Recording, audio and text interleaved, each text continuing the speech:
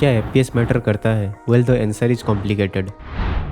हमें अभी total 6 options मिलते हैं और इनमें आप जितना ज़्यादा एफपीएस सेट करोगे उतना ज़्यादा सीपीयू एंड जीपीयू यूजेज बढ़ेगा, जिसके वजह से पावर कंजप्शन एंड टेम्परेचर भी बढ़ने लगेंगे। और आपके डिवाइस में जो प्रोसेसर है उसी के हिसाब से ही आपको सेटिंग्स मिलेंगे सेट करने के लिए। बेसिकली 2 फैक्टर्स होते हैं फ्रेम को रेंडर करने के लिए। पहला होता है डिस्प्ले रिफ्रेश रेट, जो कि हर्ट्ज में डिनोट किया जाता है, और दूसरा है एफपीएस कॉन्फ़िगरेशन। ये दोनों यूनिट सेम नहीं है, यानी 60 हर्ट्ज 60 एफपीएस या फिर 90 हर्ट्ज 90 एफपीएस दोनों सेम होने के बावजूद भी दोनों सेम टाइमलाइन पे नहीं रहते। देखो, जो जीपीयू होता है वो फ्रेम को कभी कभी जल्दी प्रोसेस कर लेता है और कभी कभी थोड़ा लेट प्रोसेस करता है, जिसके वजह से हमें जिटर महसूस होता है। अभी हमारे पास 2 विजुअल्स हैं, जिसमें पहला 30 एफपीएस है और दूसरा 60 एफपीएस, और दोनों में नंबर 1 से 60 तक इंक्रीजिंग एनिमेशन है। अभी एक बार वीडियो की प्लेबैक स्पीड को 0.25 पे सेट कर दो।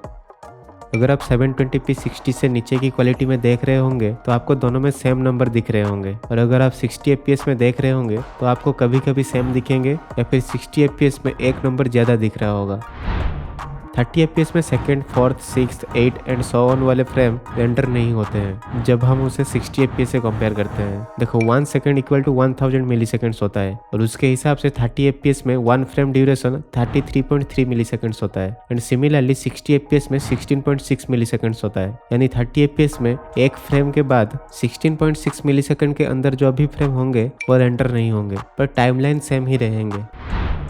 यहाँ पे 90 fps में एक फ्रेम पहले चेंज हो रहा है, उसके बाद 90 fps एंड 60 fps दोनों में एक फ्रेम चेंज हो रहा है, उसके बाद 90, 60 और 30 तीनों में फ्रेम चेंज हो रहा है, लेकिन फाइनल फ्रेम सब में सेम ही है। और 90 fps में on an average 5 millisecond fast होता है, यानी आप जितना ज़्यादा fps सेट करोगे उतना ज़्यादा फ्रेम्स रेंडर होंगे, जिसकी वजह से रेस्पॉन्स टाइम बहुत फास्ट होने के साथ साथ बहुत स्मूथ भी फील होगा। और एक चीज़, आपका जितना भी एफपीएस सेट रहेगा उसी के हिसाब से on an average 1 frame duration कम होता रहेगा, जिससे आप स्पॉटिंग भी बहुत जल्दी कर पाओगे। यानी अगर कोई पीक ले रहा होगा या फिर कोई भी कवर से आएगा तो जितना ज़्यादा एफपीएस रहेगा उतना जल्दी स्पॉट हो जाएगा, लेकिन डिफरेंस बहुत कम है, यानी सिर्फ कुछ मिली सेकेंड्स ही होते हैं। बट ऐसे कॉम्पिटिटिव गेम्स के लिए कुछ मिली सेकेंड्स भी बहुत मायने रखते हैं। अब रिकॉल टेस्ट करते हैं।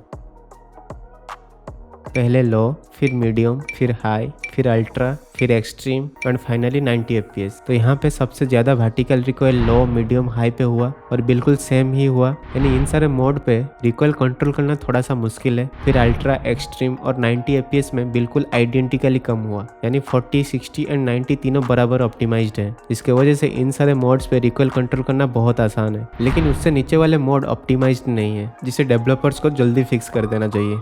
मैंने रेट ऑफ फायर को भी टेस्ट किया और सबके अंदर सेम टाइम पे ही 0 बुलेट साइन आए और सिर्फ 1 या फिर 2 फ्रेम्स का ही डिफरेंस था, यानी डेवलपर्स ने इसे फिक्स कर दिया है।